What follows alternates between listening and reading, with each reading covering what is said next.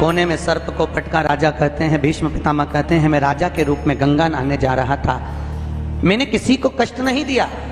भगवान कृष्ण ने कहा, अब यहां तक की कथा तो आपने कह दी, अब आगे की कथा मुझसे सुन लो। तुम्हारे दूतों ने सर्प को उठाकर बमूल के कांटे की झाड़ियों में पटक दिया और वो कांटे सर्प को चुभ गए। सर्प उसमें तड़प तड़प कर मर गया। सांप जैसे तड़प तड़प कर मरा, भीष्म पितामह तुमको भी ऐसे ही तड़प तड़प कर मरना पड़ेगा। ये कर्म का दंड मनुष्य को भोगना पड़ता है। शिव महापुराण कहती है, जैसे भीष्म पितामह का थोड़ा सा पाप बाणों की सैया पर पटका, उसी तरह शिव महापुराण की कथा में वर्णन किया वेद व्यास जी ने कि हमारे 7 जन्म के पुण्य, हमारे दादा परदादा परदादा के भी दादा के पुण्य की जब गुल्लक, जैसे बच्चा गुल्लक भरता है ना, 1-1 रुपया इकट्ठा करता है और जब गुल्लक फोड़ता है तो कोई अच्छी चीज लेकर आता है, बड़ा सा गिफ्ट लेकर आता है। उसी तरह जब हमारे दादा परदादाओं की पुण्य की गुल्लक भराते भराते उनके बच्चे भी पुण्य की गुल्लक भरते हैं, भरने के बाद जब गुल्लक फूटती है तब जानो कि अपने परिवार में शिव महापुराण की कथा होती है। ये पुण्य की गुल्लक,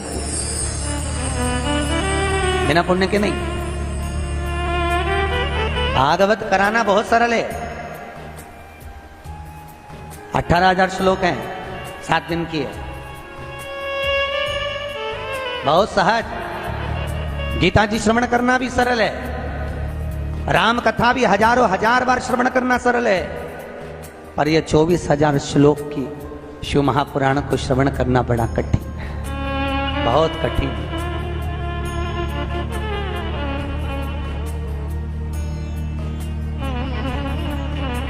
बहुत दूर का नाथ है भोलेनाथ, बहुत दूर। आज की दुनिया में सबसे ज्यादा लोग सबसे ज्यादा प्रेम करते हैं तो या तो नारायण से या ठाकुर जी से। भोलेनाथ जी का तो प्रसाद लेना भी कई लोग पसंद नहीं करते। कोई कहता है हम नारायण वाले, हम शंकर जी के मंदिर नहीं जाएंगे, हम प्रसाद नहीं लेंगे। कोई कहता है हम श्री जी वाले, हम शिव जी के मंदिर नहीं जाते, हम शंकर जी का प्रसाद नहीं लेते। भोलेनाथ जी बोले भले प्रसाद मत लो, भले मेरी पूजन मत करो, भले मेरे मंदिर मत आओ, मुझे कोई चिंता की बात नहीं है। शंकर जी बोले जीते जी नहीं आएगा, मरने के बाद तो आएगा।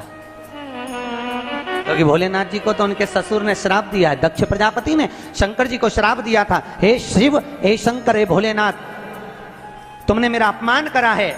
दक्ष प्रजापति बोले मैं तुम्हें श्राप देता हूं कि तुम शमशान में निवास करोगे। शंकर जी बोले जीते जी नहीं आएगा तो मरने के बाद तो शमशान आएगा, तब निपटूंगा तेरे से। अभी भले मेरा नाम मत ले, ऐसी गीली लकड़ी में जलवाऊंगा, 3 दिन तक ठंडा नहीं करवाऊंगा। काय को चिंता करता, पटक के रखूंगा। परिवार वाले तीसरे दिन आएंगे ना खारी समेटने, लोटा लेके, झोली लेके, तब भी आंच उसमें तपती रहेगी, तब पानी डाल डाल के ठंडा करेंगे, तब जाके हड्डी भी नहीं। यहाँ के लोग आज के जमाने में वो तिलक लगाते हैं। और सत्य को मिटाकर कहां जाओगे, किस स्थान पर? भगवान कृष्ण की 16,108 रानियां थी। कितनी रानियां? जम के बोलो जरा। 16,108। पर 16,108 रानियां होने पर भी भगवान कृष्ण के यहाँ जब औलाद नहीं हुई, तब भगवान कृष्ण ने अपने गुरु गर्गाचार्य बाबा को बुलवाया और द्वारकापुरी में बुलवा कर पूछा, गुरुदेव मेरी 16,108 रानियों से औलाद नहीं होती, संतान नहीं होती, मैं क्या करूं? गर्गाचार्य बाबा ने कहा तुम चिंता मत करो, पार्थिव शिवलिंग का निर्माण करो। शंकर भगवान के शिवलिंग का निर्माण कर कर एक एक रानी के साथ में 11-11 दिन तक बैठकर शिव जी का अभिषेक करो। और पार्थिव शिवलिंग का निर्माण गर्गाचार्य बाबा के कहने पर भगवान कृष्ण ने करा। एक एक रानी के साथ में 11-11 दिन तक भगवान शिव का अभिषेक करा। तब भगवान शंकर प्रकट हो गए और शिव जी प्रकट होकर बोले, कन्हैया मांगो तुम्हें क्या चाहिए? शंकर भगवान ने जब कहा, कृष्ण बोले मेरे यहाँ औलाद नहीं है। शिव जी ने कहा क्यों चिंता करते हो, तुमने 11-11 दिन तक एक एक रानी के साथ में बैठकर मेरा अभिषेक करा है, जाओ मैं तुम्हें वर प्रदान करता हूं कि एक एक रानी से तुम्हें 11-11 संतान होगी और 1,77,186 भगवान कृष्ण के बच्चे हुए। ये शंकर जी की कृपा से। अब तुम्हें कितने चाहिए बोलो?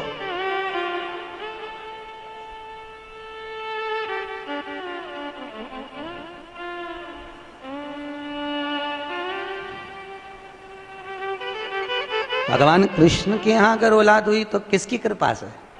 अरे बोलो, भोलेनाथ की।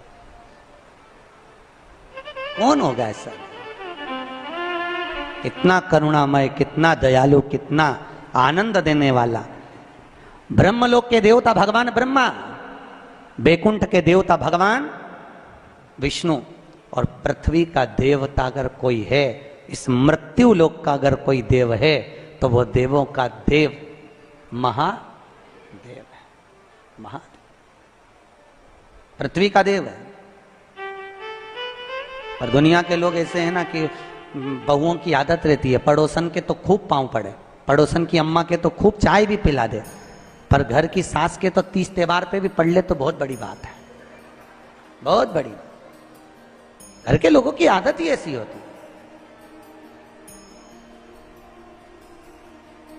घर के लोगों, घर की माँ के पांव नहीं पड़ेगी, पड़ोसन के खूब पढ़ लेगी, काकी सास के पढ़ लेगी, मौसी सास के पढ़ लेगी, देवरानी आदि का जितनी पड़ोसन के कोई भी आएगा उसका आदर करेगी, सम्मान करेगी, धोख लगाएगी। पर घर में सास बैठी है, उसके पांव नहीं पड़े तो सास की चिंता भी नहीं रहे, सास के भले मत पड़ मेरे पांव, मत पड़, नहीं पड़े तो मैं भी देखूं तो पड़ोसन के कितने ही पांव पड़ ले, क्या पड़ोसन अपनी जायदाद का हिस्सा दे देगी तेरे को? अरे बोलो तो देगी क्या? नहीं। जायदाद का हिस्सा कौन देगी? सास। उसी तरह मृत्यु लोक का देव है महादेव। शंकर जी कहते हैं भले तू ब्रह्मा को भज, चाहे तेरी मर्जी पड़े नारायण को भज, पर मृत्यु लोक का देव तो मैं हूं, पाला तो मुझसे पड़ना है ना, तब निपटूंगा तेरे से, अभी तू जा जा। फिर पाला कब पड़ता है? जब थोड़ी सी भी दिक्कत आ जाए, परेशानी आ जाए, एक्सीडेंट हो जाए, ब्लड प्रेशर ऊंचा नीचा हो जाए, शुगर बढ़ जाए, अटैक आ जाए, तब सीधे पंडित जी को फोन लगा के बोले महामृत्युंजय का पाठ करा दो। शंकर जी बोले अब आया मेरे पाले में, अब आया है, और लगे हैं सब पाठ करने के लिए। कितना दयालु है सब।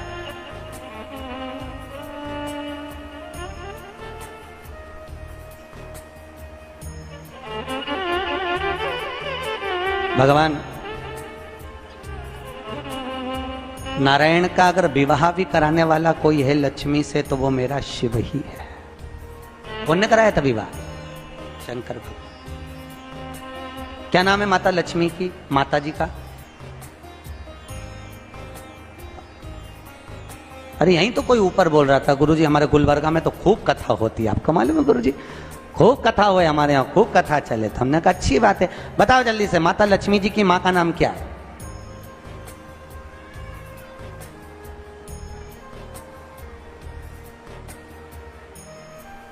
अरे बोलो तो। हर हर महादेव। माता लक्ष्मी की माँ का नाम था ख्याति देवी। क्या नाम था? ख्याति देवी। कितनी लक्ष्मी हुई? अष्टलक्ष्मी। उसमें से नारायण को कितनी लक्ष्मी भी आई? 2 लक्ष्मी। एक माता ख्याति की पुत्री श्री लक्ष्मी और दूसरी समुद्र देवता की बेटी लक्ष्मी महालक्ष्मी। ये 2 लक्ष्मियां भगवान नारायण को भी आई। कौन कौन सी लक्ष्मी भी आई? जम के बोलो। एक श्री लक्ष्मी, कौन है ये? माता ख्याति की बेटी। और दूसरे नंबर पर महालक्ष्मी, कौन है ये? समुद्र देवता की बेटी। अब जिस नारायण भगवान के साथ में मंदिर में लक्ष्मी जी की पूजन करते हो, वो लक्ष्मी इन दोनों में से कौन सी? बोलो जल्दी से। है? महालक्ष्मी तो मात्र 7 दिन तक भगवान नारायण के साथ रुकी थी, और 7 दिन रुकने के बाद में जब श्री लक्ष्मी ने भगवान शिव से जाकर निवेदन करा, भोलेनाथ मेरे प्रभु नारायण का विवाह समुद्र देवता की बेटी महालक्ष्मी के साथ भी हुआ है, आप करुणा करिए। था भगवान भोलेनाथ ने पार्वती जी का एक मंगल सुमंगल आनंदमय तीज का व्रत बताया। तीज का व्रत जब श्री लक्ष्मी ने करा, वो व्रत आज भी माताएं करती हैं, निमाणी की पूजन करती हैं, आज भी सत्तू बनाती है। और 3 तरह का सत्तू बनता है, आटा का, बेसन का और चावल का। तीनों का अलग अलग प्रमाण है। कल आपको कथा में बताएंगे कि आटे के सत्तू का क्या प्रमाण है, और आपको मालूम हो तो आप हमें बता देना, उसमें कोई दिक्कत वाली बात नहीं हो। और तो कथा तो ऐसी चलेगी, आधी हम बाँचें आधी तुम बाज देना। आटे का सत्तू, चने की दाल का सत्तू और चावल का सत्तू, ये तीनों क्यों बनते हैं?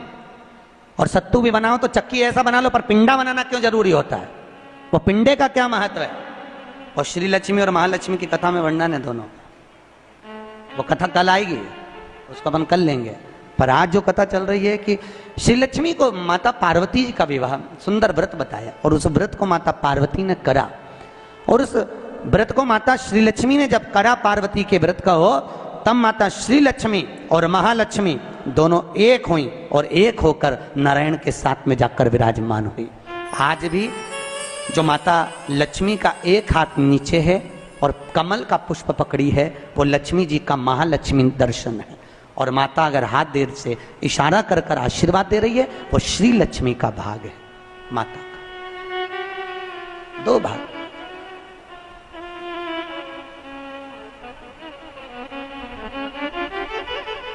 दो भाग में विराज। आज बाबा भोलेनाथ की कथा कह रही, करुणा सागर भगवान शिव जो आनंद की राशि हैं, मृत्युलोक का जो देव है महादेव, पृथ्वी पर रहने वाले जीवों को कष्ट ना हो, उनको सुख ही देने वाला, सदा प्रसन्नता प्रदान करने वाला। बद्रीनाथ किसका था? जिस बद्रीनाथ में नारायण बैठे हुए हैं, आप लोग बोलते हो ना बद्री विशाल भगवान की, अच्छे से बोलो, बद्री विशाल भगवान की। वहां कौन बैठा है बद्री विशाल में? अरे बोल दो। तुम तो बोलने में भी घबराने लगे कि महाराज ना जाने क्या बोल देगा, पट्टा ही ठिकाने। कौन बैठे वहां पर? नारायण बैठे कि नहीं बैठे? तो वो बद्री विशाल किसका था? जिस बद्री विशाल के मंदिर में बद्री विशाल बैठे हैं, भगवान नारायण विराजमान हैं, वह बद्रीनाथ की भूमि किसकी थी? भगवान शिव और पार्वती का निज घर था। शिव और पार्वती वहां निवास करते थे, शंकर और पार्वती वहां रहते थे। एक बार भगवान नारायण के साथ में लक्ष्मी मैया भ्रमण के लिए निकली बद्री का आश्रम में, अलकनंदा नदी के तट।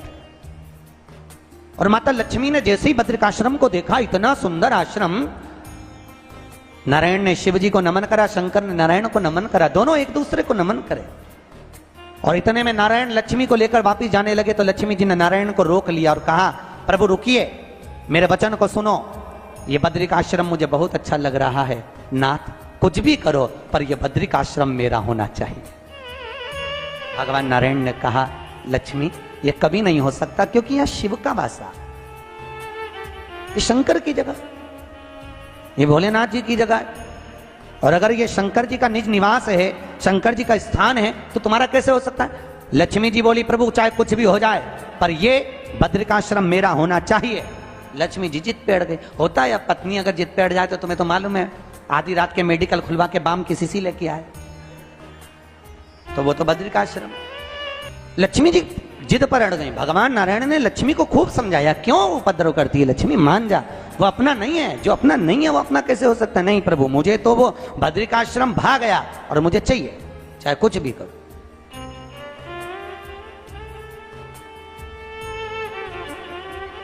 और देखो, अगर भाग्य में है, किस्मत में है, तो जरूर मिलता, जरूर।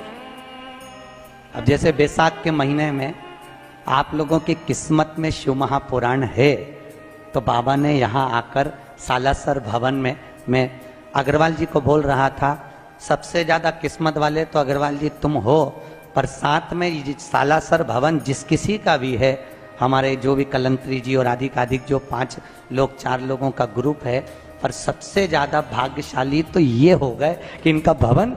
और ईमानदारी की बात बताऊं, हो सकता है, क्योंकि कथा का अगर कोई रसिक होता है ना, तो कथा का रसिया अगर कोई है तो हनुमान जी महाराज को कथा का रसिक कहते हैं। अगर पृथ्वी लोक पर कोई कथा सुनने वाला कोई है तो वो श्री हनुमान जी हैं। मेरे हनुमान जी महाराज ऊपर बैठे हैं, उनको लग रहा होगा मंदिर में बैठे बैठे कि बहुत दिन हो गए रे, राम कथा सुनी, भागवत सुनी, पर हनुमान जी सोचे जिसका मैं अवतार हूं उसकी कथा आज तक नहीं सुनी, मैं निकल कर कहां जाऊंगा, इसलिए शिव पुराण को यही ले आया हूं। यही अपन सबकी सोचते, पर उसने अपनी सोची। आज पंडित जी ऊपर सवेरे घंटी हिलाकर पूजन कर रहे थे, मैं समझ गया, मैंने कहा हो जाओ तैयार, कथा की तैयारी है। ये करुणा उनकी, ये कृपा उनकी है। और बिना करुणा बिना कृपा के नहीं हो सकता।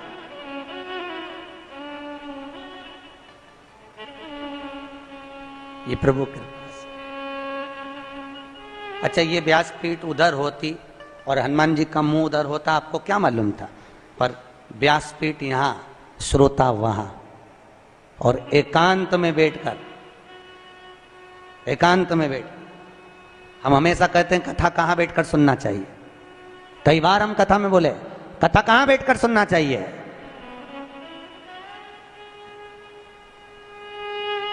हम तो कहते हैं जहां तुम्हारा दुश्मन बैठा हो उसके पास में बैठकर सुनना। क्यों? अगर दुश्मन के पास बैठकर सुनोगे और थोड़ी सी भी अगर कोई अच्छी बात हुई तो बात नहीं कर पाओगे, उसने जरा सा टुल्ला मारा तो फिर ना हिल सकते ना डुल सकते, जैसे बैठे हो ना बस वैसे ही बैठे रहना है, हिल नहीं सकते जरा सा भी 3 घंटे तक, और जैसा वो बैठी वैसे की वैसे बैठो, नींद का झपकी भी नहीं आ सकती, क्योंकि जरा सा आंख लगी और इस पे पड़ गई, उसने दिया धर के एक, तो हो गई नींद। कथा करे सर। अब लक्ष्मी मैया बोली प्रभु चाहे कुछ भी हो जाए, या बद्रिकाश्रम तो हमारा होना चाहिए। बाबा नारायण ने कहा लक्ष्मी तो क्यों जिद करती है? इतना सुंदर बैकुंठ अपने पास में है, इतना सुंदर अष्ट बैकुंठ अपने पास में है, तू आखिर करेगी क्या? लक्ष्मी जी बोली नहीं, करना और नहीं करने से मतलब नहीं, पर पृथ्वी पर मेरा भी एक धाम होना चाहिए, बनाओ। भगवान नारायण ने कहा जिद पर अड़ गई, क्या करूं? भगवान बोले चिंता मत कर, ये बद्रिकाश्रम तेरा होगा। और भगवान नारायण आज शिव जी के मंदिर के बाहर दरवाजा बंद था, और दरवाजे की चौखट पर नारायण ने बालक का रूप ले लिया, और छोटा सा रूप रखकर नारायण किलकारियां भर भर के रोने लगे, खूब रोए। इतने में अंदर आवाज गई शिव जी के पास में, तो भगवान भोलेनाथ जी तो कुछ नहीं बोले, पर पार्वती जी बोली। पार्वती जी ने कहा प्रभु ना जाने कौन बालक रो रहा है, ना जाने किसकी माँ यहाँ छोड़कर चली गई है, बच्चे को बेचारा रो रहा है। बाबा भोलेनाथ जी बोले रोने पर मत जा, यहाँ बाजू में बैठी रहे। पार्वती जी बोली प्रभु ना जाने किसका बच्चा है, अकेला है, मैं गोदी में ले लूं? भगवान भोलेनाथ जी बोले गोदी में तो लेना ही मती, बिल्कुल भी मत लेना, क्योंकि जो औलाद गोदी आ जाती है पूरी जायदाद का हिस्सेदार बन जाती है, गोदी तो लेना ही मती। प्रभु आप लोगों को मालूम होगा ना, जिनके बच्चे नहीं होते तो वो गोदी लेते हैं, गोदी लेते तो जायदाद का हिस्सेदार हो गया, गोदी तो लेने ही मत। बाबा भोलेनाथ जी, पार्वती बोली प्रभु आप इतने बड़े दयालु, इतने बड़े धर्मात्मा, भोलेनाथ काशी विश्वनाथ, हे महंकाल, हे मेरे मल्लिकार्जुन, हे मेरे शिव, आप इतने धर्मात्मा, इतने पुण्यात्मा, और आज आप कैसी बात कर रहे हो, गोदी लेने के लिए मना कर रहे हो? बाबा भोलेनाथ जी बोले मैं मना नहीं कर रहा, पर बात इतनी सी है कि किसको गोदी लेना चाहिए तुझे नहीं मालूम। पार्वती जी जिद में अड़ गई, छोटा सा बच्चा लेने में क्या जाता, इतना सा बच्चा थोड़ी ना कह रहा है कि मुझे पूरी जायदाद दे दो। भगवान भोलेनाथ जी ने खूब समझाया, पार्वती तो बहुत भोली है। पार्वती जी बोली मैं तो गोदी लूंगी, और नारायण को माता पार्वती ने गोदी में उठा लिया, अंदर लेकर आ गई। अंदर लेकर आई, अब 33 करोड़ देवी देवता में केवल एक देवी देवता हैं, वो शिव और पार्वती, जो प्रतिदिन शाम के समय पर भ्रमण पे निकलते हैं। प्रतिदिन जैसी 4 बजे शाम की, और 7 बजे से 4 से 7 बजे के बीच में शंकर और पार्वती के भ्रमण का समय है, भ्रमण का दोनों। अच्छा, इनको देख के लोग जितने देवी देवता ना, इनके भी हृदय में थोड़ा कछोटपन तो आता है। जैसे कोई घूमने, तुम्हारा दोस्त हो, अपनी पत्नी को लेकर रोज घूमने जाए ना, तो पत्नी एक दिन पड़ोसी की पत्नी कही दे, उसको देख लो वो रोज घुमाने ले जाए स्कूटर पर बिठा के, और एक तुम फुर्सत ही नहीं कमाने से। अच्छा, होती कि नहीं होती? ईमानदारी से बोलो, आती ना है? वो तुरंत ले गए, और तुम देखो हम तो इतनी बार के, तुम कभी नहीं लेके जाते।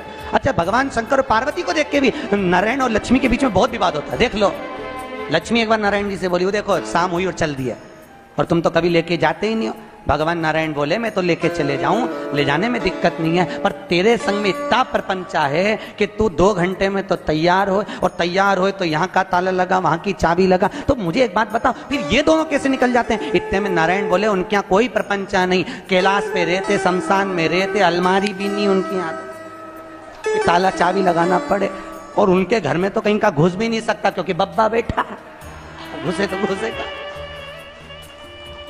जिसके पास ज्यादा माल चिंता उसको ताला चाबी वो लगाए, घूमने वो नहीं जाए, और जिसके पास कुछ है ही नहीं वो तो गाड़ी उठाए बैठ पीछे जा, है ही नहीं तो चलो, क्या करोगे क्या? चिंता उसको जिसके पास। भोलेनाथ जी तो बेफिक्र, काहे की चिंता उनको? कुछ है उनके पास दमदार चीज नहीं? कुछ हो तो बता। गले में सांप, रुद्राक्ष की माला, भस्मी रपेटे हुए, वो भी शमशान की, और घर में जाके देखो तो कुछ भी नहीं। पार्वती जी बोलती कल क्या बनाएंगे, तो क्या कल दूसरी चीज रह जाएगी, तो आज खा खुआ नचित करो। और एक अपन तिरुपति गए, वहां से भी लड्डू ज्यादा लिया है, वो भी फ्रिज में रखे संभाल संभाल के। अच्छा, देने का मन भी नहीं कर रहा, इतने लड्डू रखे पर देने का मन नहीं। न सास खा रही, न बहू खा रही। आखिरी में जब उसमें घी की बदबू आने लगी, तब जाकर बर्तन वाली को, झाड़ू वाली को दिया। आज के जमाने में झाड़ू वाली, बर्तन वाली इतनी होशियार, तुम्हारे यहां से लेके नली में पटक के हिलाए। काय को खा रही? देने का मन नहीं करे, अच्छा रखा रहे तो नहीं देता मने। होता है व्यक्ति के जीवन में। सबसे बड़ी बात, सबसे पहली रोटी घर में किसकी बनती है? गाय की। पर गाय के मुंह में जाती है कि सबसे पहले? नहीं, पहले बनेगी, बन के डब्बे पे धरी रहेगी, डब्बे पे से उठी, फ्रिज पे पड़ी, फ्रिज पे से उठी, अलमारी पे पड़ी, अलमारी पे से उठी, ओटला पे पड़ी। शाम के 4 बजे गाय आई, तब उसके मुंह में गई, तब तक रोटी में चींटी पड़ गई, पानी पड़ गया, कल्ली ठट हो गई, रोटी गल गई, बेकार हो गई। उसी तरह हमने अपना जीवन बनाया। बचपन अच्छा था, भगवान को नहीं दिया। जवानी अच्छी थी, भोलेनाथ को नहीं दी। अधेड़ी अच्छी थी, भोलेनाथ को नहीं दी। जब रोटी गल गई, सड़ गई, पूरा बुढ़ापा आ गया, आंख से दिखाई नहीं दे, मुंडा से खाता नहीं बने, कानों से सुनाई नहीं दे, पांवों से चलता नहीं बने, हाथ से कपती बने। अब बच्चों से के मारे सालासर भवन छोड़ दिया। अब कौन छोड़ेगा? अब कौन छोड़ेगा? हे भोले, हे भोले, कौन छोड़ेगा? पूरी गल गई, सड़ गई। क्या मतलब? क्या मतलब?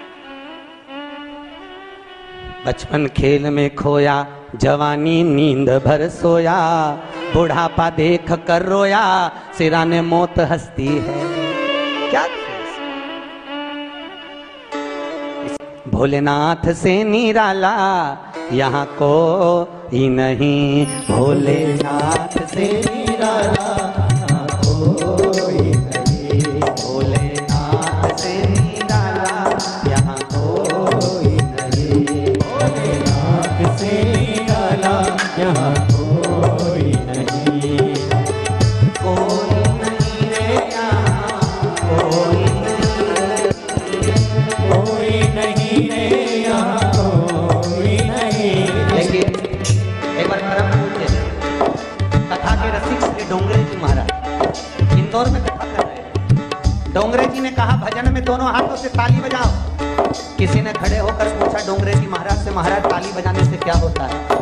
डोंगरे जी महाराज बोले ताली बजाने से पाप निकल जाता। दूसरे ने पूछा महाराज जी वो पाप निकल के जाता किधर है? डोंगरे जी महाराज बोले जो ताली नहीं बजाता उसमें भरा जाता। इसलिए पड़ोसी जितनी देर ताली बजाए उसमें तुम्हारी आवाज आए, ट्रांसफर हो। अब कितने अच्छे से बोले, मतलब अभी जाना नहीं चाहते, पक्का हो गया है। शिव कृपा।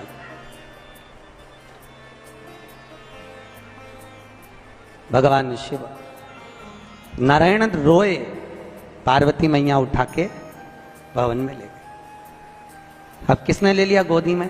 भगवान विष्णु को, पार्वती। अब गोदी में माता पार्वती जब लेके अंदर पहुंची, भगवान शंकर ने नारायण को देखा और देखकर कहा पार्वती क्यों उठा के लाई? पार्वती जी बोली प्रभु छोटा सा बालक है, रो रहा था, उठा लाई। बाबा भोलेनाथ जी बोले नहीं, ठीक है अब लेकर तो आ गई है, पर पार्वती अब शाम हो रही है, चलो भ्रमण पे निकलना है। पार्वती जी बोली इसका क्या करें? शंकर जी बोले मैंने पहले ही बोला था जी का जंजाल, लाई क्यों उठा के? अब करें क्या? भोलेनाथ जी ने बोला अब तू बता। पार्वती बोली इसको घर में छोड़ जाते हैं और अपन भ्रमण करके वापिस आ जाएं, बाहर से कुंडी लगा जाते हैं। नारायण को भवन में छोड़ा, बाहर से लगाई कुंडी और भोलेनाथ जी के साथ में माता पार्वती बैठ के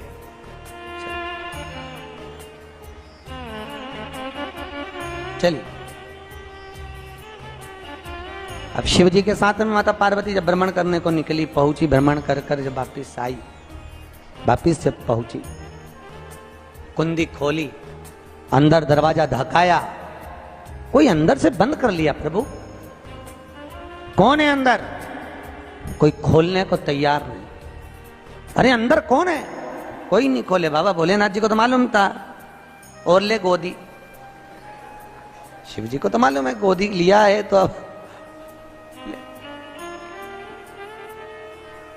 पार्वती जी कुंडी बजा रही। पार्वती जी ने भोलेनाथ जी से कहा मुझे लगता है कोई अंदर प्रेत है। बाबा भोलेनाथ जी बोले भूत भावन भावेश्वर में तो स्वयं यहां, कहां का भूत अंदर आएगा? जब स्वयं भूतेश्वर यहां हो तो भूत कहां जाएगा?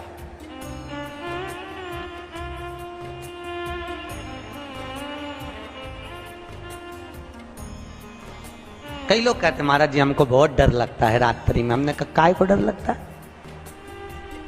क्यों डर क्यों लगे? भूत भावन भूतेश्वर भगवान का स्मरण करो तो डर कैसा? कैसा?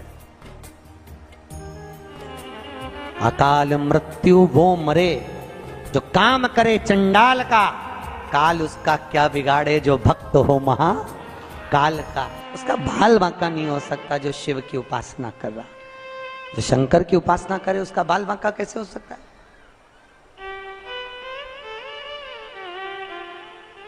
कौन लगे? प्रभु अंदर से दरवाजा बंद है। भोलेनाथ जी ने कहा दरवाजा बजा। पार्वती और बजा, दरवाजा बजा, खुले ही नहीं। शिव जी ने कहा एक काम करो बाहर आ जाओ। इतने में माता पार्वती क्रोध में आकर बोली अंदर जो भी हो दरवाजा खोलो नहीं तो मैं श्राप दे दूंगी। तब भगवान विष्णु और लक्ष्मी ने दरवाजा खोला। दरवाजे पर आकर बोले भोलेनाथ ये नगरी, ये बद्रिकाश्रम मेरी पत्नी पार्वती जी के सम्मुख में लक्ष्मी जी कहती हैं मुझे और मेरे नारायण को बहुत भाया है, इसलिए यह बद्रिकाश्रम आप हमें दे दो। शंकर भगवान ने कहा ठीक है। पार्वती जी ने शिव जी को देखा और कहा अपना घर अपन इनको दे दे। भोलेनाथ जी बोले मैं पहले ही बोला था गोदी मत ले, अब लिया है तो दे। अच्छा शिव जैसा दानी कहां होगा? सबसे पहली रामचरितमानस की रचना किसने करी थी? बोलो तो किसने करी? सबसे पहली रामचरितमानस की रचना शंकर भगवान ने करी। बाबा भोलेनाथ जी 100 करोड़ श्लोक थे उसमें। 33 करोड़ मनुष्य को, 33 करोड़ देवता को और 33 करोड़ श्लोक राक्षसों को बांटे थे बाबा शंकर ने। थोड़ी देर बाद मनुष्य देवता राक्षस फिर आ गए थे। प्रभु इतनी बड़ी रामचरितमानस की रचना आपने करी है और इसमें से 1 करोड़ श्लोक आपके पास में रहेगा, ये हमको और दे दो। भगवान ने कहा ले जाओ 33 लाख और ले जाओ। थोड़ी देर बाद मनुष्य देवता राक्षस फिर आ गए क्योंकि शिव जी के पास 1000 श्लोक रह गए। भोलेनाथ 1000 श्लोक आपके पास में है। शिव जी ने कहा ले जाओ 33 और ले जाओ। शिव जी के पास 100 श्लोक रह गए। मनुष्य देवता राक्षस फिर आ गए। भोलेनाथ 100 श्लोक आपके पास में। भोलेनाथ जी ने कहा ले जाओ 33 और ले जाओ। शिव जी के पास 1 श्लोक रह गया। मनुष्य देवता राक्षस फिर बोले भोलेनाथ 1 श्लोक आपके पास में ये हमें दे दो। शंकर भगवान ने कहा लेने वाले 3 श्लोक 1 करूं क्या? शंकर भगवान ने 1 श्लोक को बांटा तो वह अनुष्टुप छंद का श्लोक था। भगवान शंकर ने तोड़ दिया। अनुष्टुप छंद में संस्कृत के 32 अक्षर होते हैं, 10 अक्षर शिव जी ने तीनों को दे दिए। शंकर जी के पास 2 अक्षर रह गए। मनुष्य देवता राक्षस फिर आकर बोले भोलेनाथ ये 2 अक्षर हमको दे दो। शिव जी ने कहा पूरी रामायण तुमको दे दी, रामचरितमानस तुमको दे दी, पर ये 2 अक्षर नहीं दूंगा। मत दो पर बताओ तो भोलेनाथ आपने दुनिया को सब कुछ दिया, अपने पास क्या रख लिया? शंकर जी ने कहा एक रा, दूसरा म, राम मैंने अपने पास रखा, बाकी का सब दुनिया को दे दिया। सब राम मेरे पास में और राम के सिवा कुछ भी नहीं मेरे पास, केवल राम। और एक अपन राम दूसरे को दे देते हैं, काम अपने पास रख लेते। सुबह सुबह जितने मिलेंगे ऐसे ही मिलेंगे। भैया राम राम, पूछो कहां जा रहा? काम पे जा रहा। राम तू धर ले, काम मैंने धर लिया।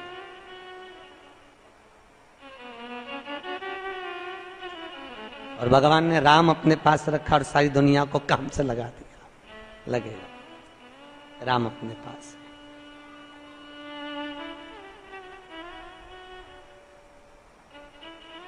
और आज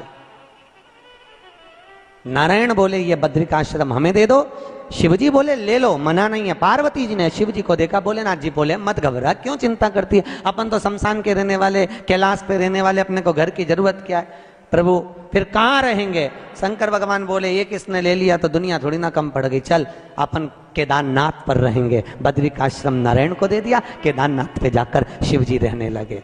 भले रह लो। तो किसका था बद्रीनाथ? अरे बोलो तो शिवजी।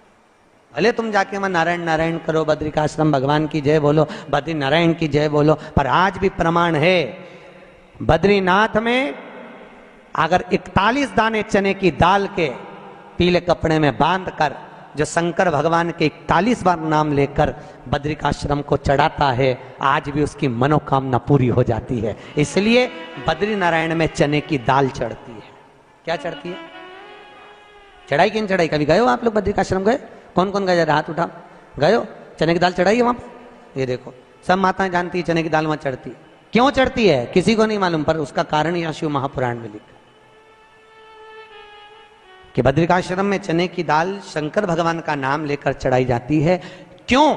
क्योंकि जब जैसे दादी को स्वर्ण सीढ़ी चढ़ाते हैं, देखा स्वर्ण सीढ़ी चढ़ाते हैं तो चने की दाल बर्तन में भरते हैं, फिर उस पर सोने की सीढ़ी रखते हैं, तब वो स्वर्ण सीढ़ी चढ़ती है। उसी तरह जब हम किसी बच्चे को गोदी लेते हैं और उसको कोई दान देते हैं, अपना मकान अपनी जायदाद जब उसके नाम लिखते हैं, तो बच्चे को जब गोदी लिया जाता है तो सामने थाली में चने की दाल भरी जाती है। नामकरण संस्कार जब बच्चे का किया जाता है तो सामने थाली में चने की दाल रखी जाती है। क्यों? चने की दाल जब हम दान करते हैं तो स्वर्ण के बराबर दान का, प्रॉपर्टी के बराबर दान का लाभ जीव को प्राप्त होता है। आज भी नारायण के मंदिर में बद्रिकाश्रम में 41 दाने चने की दाल के देने पर, अब कोई 41 तो गिनता नहीं इसलिए पोटली में बांध कर ले जाता है, जितने हैं दे दो, शिव का नाम समर्पित कर दिया। हर हर भगवान शिव का नाम लेकर बद्रिकाश्रम में चने की दाल का दान। अच्छा, इसलिए केदारनाथ में जपा जाता है नारायण नारायण और बद्रिकाश्रम में जपा जाता है ओम नमः शिवाय। दोनों जगह विपरीत दशा है। केदारनाथ जी में क्या जपना चाहिए? श्रीमन नारायण, ओम नमो भगवते वासुदेवाय, श्री कृष्ण शरणम मम। ऐसे केदारनाथ जी में बैठकर भगवान का नाम का जाप करना चाहिए। और बद्रिकाश्रम में जब भी जाओ तो मुख से ओम नमः शिवाय, ओम नमः शिवाय। जैसे व्यक्ति का कोई काम नहीं हो रहा हो, बहुत दिन से लगे, बहुत समय से लगे, ये काम हो ही नहीं रहा, तो शंकर जी का नाम को उल्टा कर कर जपना चालू कर दो। नमः शिवाय ओम। सीधा नाम क्या है? ओम नमः शिवाय, शिवाय नमः ओम।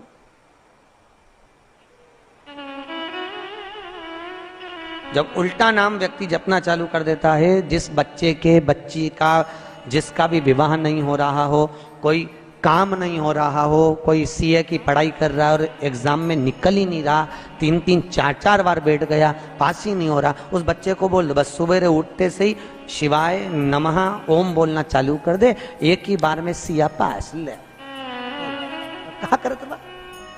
जॉब नहीं लग रहा, जब उल्टा उल्टा जप ले। ये उसी में का हाल है। जैसे किसी व्यक्ति से अपने को पैसा लेना और दे नहीं रहा, क्या करना है? सूर्य नारायण भगवान को अर्घ दो। तो 21 दाने लाल मिर्ची के जो दाने होते हैं, देखें लाल मिर्ची के अंदर दाने होते हैं, उसके 21 दाने निकालकर पानी में डाल दो और पानी में डालकर उसी जल से सूर्य को अर्घ दे दो। उस व्यक्ति का नाम लेकर जिससे पैसा लेना है, हाथ जोड़कर देने आता है, तुरंत 3 महीने के अंदर पैसा लौटा दे, हाथ जोड़कर। ये सूर्य को अर्घ देने पर मात्र व्यक्ति दौड़कर पैसा देने आता है, कितना भी हो, रहने नहीं देता प्रचंड। शिव के सिवा दुनिया में कोई दानी नहीं, शंकर जैसा कोई दानी नहीं हो सकता। स्वयं कैलाश पर रहता है और दुनिया को लखपति, करोड़पति, आनंदपति बनाकर भेज देता है। जो आप लोग लक्ष्मी जी के साथ कुबेर जी की पूजन करते हो ना, कौन है ये कुबेर जिसकी पूजन करते हो दिवाली पे? कौन है? एक चोर भगवान शिव के मंदिर में चोरी करने के लिए गया और उसके पास में रात्रि के समय देखने के लिए, उजाला करने के लिए, कोई प्रकाश करने के लिए कोई मशाल या अग्नि नहीं थी। उसने शंकर जी के मंदिर का त्रिशूल उठाया, अपने कंधे का पिछोड़ा उठाया, उसको लपेट कर उसमें दिए से आग लगाकर त्रिशूल से चारों तरफ घुमा घुमा कर उजाला कर कर देखने लगा। जैसे ही देखा वैसे ही मेरे शंकर प्रकट हो गए और शिव जी प्रकट होकर बोले, मांग तुझे क्या चाहिए? भोलेनाथ मैं तो चोर हूं, चोरी करने आया था, मेरे परिवार का भरण पोषण करना है। भोलेनाथ जी बोले, आज शिवरात्रि के दिन तूने रात्रि के समय पर मध्य रात्रि में मेरे मंदिर में प्रकाश करा है, इसलिए मैं तुझे वर देता हूं, जा कुबेर के सिंहासन पर तू बैठेगा। और भगवान शंकर ने कुबेर को नीचे उतार दिया और या चोटे को कुबेर बना दिया। सोचो कितना दयालु होगा, चोर को कुबेर बना दिया। जिस कुबेर की तुम पूजन करते हो ये चोट्टा है, चोर है।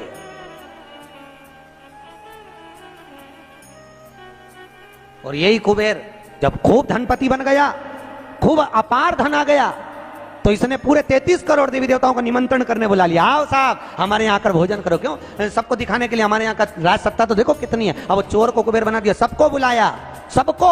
और शंकर जी को बुलाना भूल गया। इतने में देवऋषि नारद जी वहीं से आ गए। नारद जी ने कहा, क्या बात है कुबेर जी? कुबेर जी बोले, आज हमारे यहाँ भोजन है, कल आप भी आना, बड़े प्रेम से पाना। नारद जी बोले, हम तो पालेंगे, पर ये तो बता चोटे, तेरे को जिसने कुबेर बनाया उसको बुलाया? कि महाराज मैं उसको भूल गया। होता है, दुनिया के लोगों की रीति है। जब व्यक्ति जिसके माध्यम से आगे बढ़ जाता है, बढ़ते चले गया, धनपति हो गया, सब कुछ बना लिया, पर जिसके पूंजी से, जिसके धन से, जिसकी संपदा से, जिसके आशीर्वाद से व्यक्ति आगे बढ़ता है, उसको व्यक्ति भूल जाता है। बस उसी को भूला, उसी को। बाबा कुबेर जी ने कहा मैं तो भूल गया, अब क्या करूं? नारद जी ने कहा जाओ विनती करो। नारद जी ने जैसे ही कहा, कुबेर दौड़ कर गया भोलेनाथ जी के पास में, हर हर।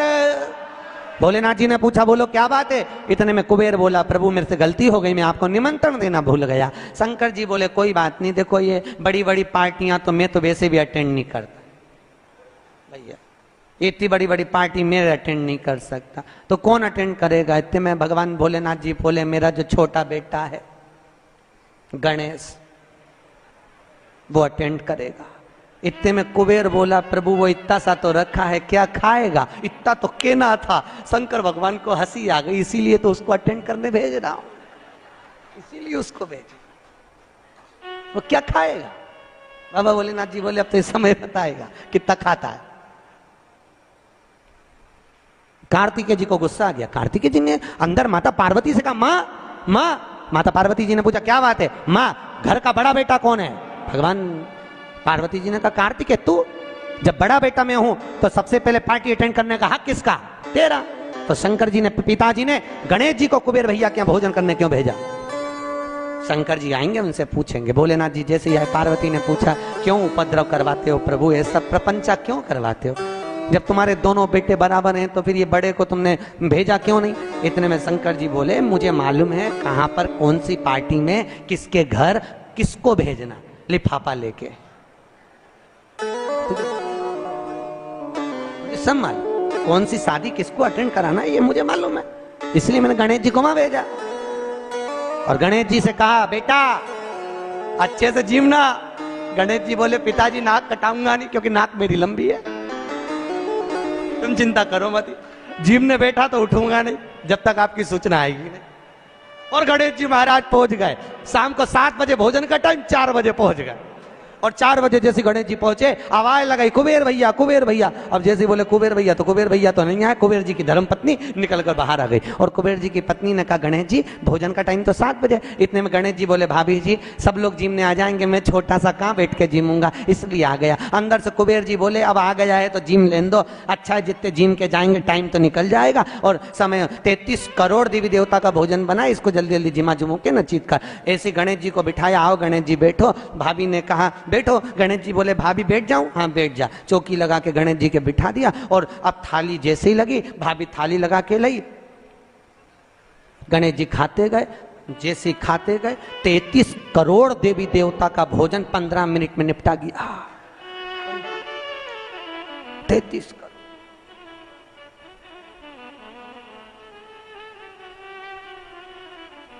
33 करोड़।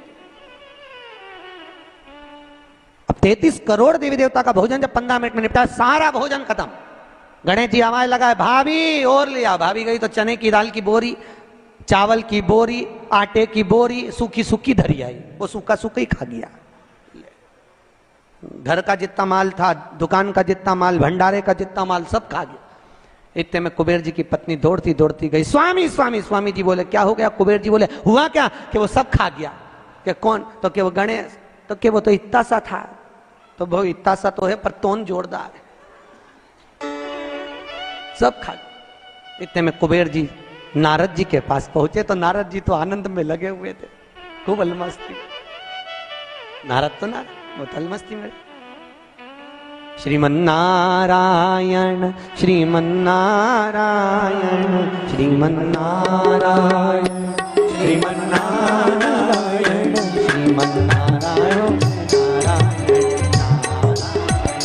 श्रीमन्नारायण। महाराज के पास में कुबेर जी महाराज पहुंच गए। कुबेर जी ने कहा, नारद जी कुछ करुणा कर दो प्रभु, हमारे यहाँ का सारा भोजन कर गए वो गणेश जी महाराज, सारा भंडार खाली हो गया। इतने में नारद जी बोले, भैया उसको तो एक ही रोक सकता है। कौन? कौन रोकेगा? कि भोलेनाथ जी के सिवाय कोई नहीं रोक सकता। जाओ भोलेनाथ जी से विनती करो। और उसी समय पर कुबेर जी दौड़ कर गए भोलेनाथ जी के पास में। हे शिव, हे शंकर, हे कैलाशी, हे अविनाशी, हे भोलेनाथ। भोलेनाथ जी ने पूछा, बोलो क्या बात है कुबेर, तुम्हारा मुख उतरा हुआ है? कुबेर जी ने कहा, प्रभु वो गणेश जी। शंकर जी बोले, गणेश को क्या हो गया? वो दुनिया को सब कुछ कर देता, उसको क्या हो गया? कि उसको कुछ नहीं हुआ, जो कुछ हुआ 33 करोड़ देवी देवता को हुआ, कुछ बचा ही नहीं है, वो सब खा गया।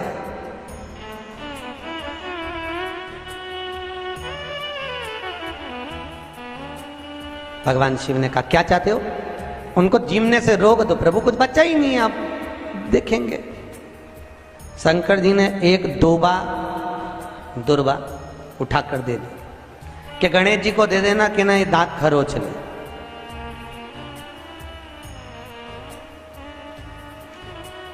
कुबेर जी लेके एक दूबा चले। कुबेर जी ने सोचा खाया इतना है तो एक दूबा से क्या काम चलेगा। जाते जाते उन्होंने दूबा की गड्डी बना ली। आज भी नियम है, गणेश जी को ढेर सारी दूबा चढ़ाने की जरूरत नहीं है।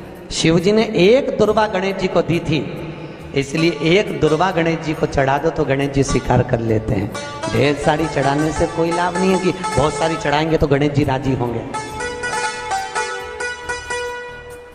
तो कुबेर जी ने चलते चलते बहुत सारी उठा ली थी, गणेश जी को ले जाके दे दी। लो प्रभु, ये कहां चढ़ाते हैं दुर्बा? गणेश जी का जो दांत टूटा है उस दांत की ओर गणेश जी को दुर्बा समर्पित करी जाती है। इसलिए हमारे हिंदू धर्म में दो तरह के गणेश जी का प्रमाण कहा जाता है, एक राइट सूंड के गणेश, एक लेफ्ट सूंड के गणेश। राइट सूंड का जो गणेश होता है वो घर में रखा जाता है, और लेफ्ट सूंड का जो गणेश होता है वो अपने ऑफिस में, व्यापार की जगह पर, दुकान में, धंधे में, पानी में, सर्विस में, नौकरी में लेफ्ट सूंड का गणेश रखा जाता है। जिसकी दुकान, व्यापार, व्यवसाय में अगर राइट सूंड का गणेश रखा जाता है तो लक्ष्मी आती है पर टिकती नहीं है। इसलिए घर में सीधी सूंड का गणेश, और दुकान, व्यापार, व्यवसाय में, ऑफिस में उल्टी सूंड का, दो गणेश। तो इसका मतलब ये थोड़ी ना कि तुम्हारे घर में गणेश जी बैठा तो तुम उठा के बदल लिया, यहाँ कहाँ दिया, यहाँ कहाँ दिया। अब रखे रहने। हमेशा याद रखो, गणेश चतुर्थी के बाद अनंत चतुर्दशी पर जब गणेश जी का विसर्जन करते हैं तो गणेश जी की 2 धर्म पत्नियां, वैसे तो गणेश जी की कुल मिला के 5 पत्नी, कितनी है? गणेश जी की 5 पत्नी। पहली श्री, दूसरी तुष्टि, तीसरी पुष्टि, चौथी रिद्धि और 5वीं सिद्धि। कितनी है? 5। ये व्यक्ति के नाम के आगे जो लिखा रहता है ना, श्रीमान, ये श्री संबोधन कहां से आया? और एक पीछे लिखते हैं, जैसे नाम के आगे लिखते हैं श्री और पीछे लगाते हैं जा में ई की मात्रा जी। लिखते हैं कि इधर नहीं लिखते? लिखते हैं श्रीमान अग्नि प्रसाद जी, श्रीमान बद्री प्रसाद जी, श्रीमान हरीश प्रसाद जी, तो श्री आगे क्यों आया और जी पीछे क्यों आया? कौन ने लगाया, किस लिए लगाया, कौन ने बताया कि आगे श्री लिखो? किसी के नाम के आगे जी लिख दे, पीछे श्री लिख दे, मर्जी अपनी, अपन कुछ भी लिख सकते। और किसने कहा कि आगे श्री लिखो? क्योंकि गणेश जी महाराज जब विवाह करने जा रहे थे और गणेश जी की जब बारात जा रही थी, तो यमुना जी के तट पर गणेश जी की प्रथम पत्नी श्री गणेश जी के चरण पखारने के लिए खड़ी हो गई। और प्रथम गिनती में जब गणेश जी चलने लगे तो श्री ने उनके चरणों को रोक लिया और कहा, प्रभु मैंने आपका आवाहन करा है, मैं आपको अपने पति के रूप में देखती हूँ। भगवान गणेश जी ने कहा, तूने प्रथमता में मुझे पाया है, जिसके नाम के आगे तेरा संबोधन लगा रहेगा वो जगत में प्रसिद्ध होता चले जाएगा। इसलिए श्रीमान लिखा जाता है। अब जी का संबोधन कहां से आया वो भी समझ लीजिए। हर कहीं से थोड़ी ना लगा दिया जाता है कि जी कहां से आ गया। एक पत्नी भी लगाती है ए जी, और जब वो बोले ए जी तो तुरंत खसक लो जी, नहीं तो 500 गया जी। उसके जी में थोड़ा भारीपन है।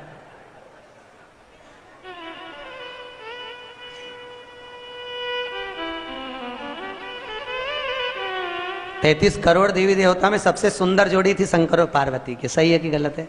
कभी नहीं झगड़ते थे। इसलिए पृथ्वी पर ना तो लक्ष्मी जी के व्रत हैं, ना ब्रह्माणी के व्रत हैं, ना इंद्राणी के व्रत हैं। अगर पूरी पृथ्वी पर सबसे ज्यादा व्रत किसके हैं? माता पार्वती। तीज का व्रत किसका? पार्वती का। चतुर्थी का व्रत किसका? पार्वती का। चौथ का व्रत किसका? पार्वती का। छठ का व्रत किसका? पार्वती का। जितने व्रत है सब माता पार्वती। लक्ष्मी जी का कोई व्रत है क्या? अरे बोलो तो, ये आप लोग वो वैभव लक्ष्मी का व्रत करते हो, ये पुराना व्रत नहीं है, ये तो अभी अभी लोगों ने चालू कर दिया। ये लक्ष्मी, यहाँ कई लोग अमावस्या के दिन, दिवाली के दिन व्रत रख लेते हैं, हमारे शास्त्रों में उसका भी प्रमाण नहीं है। शंकर भगवान की जो 6 लड़कियां हैं वो तो तुम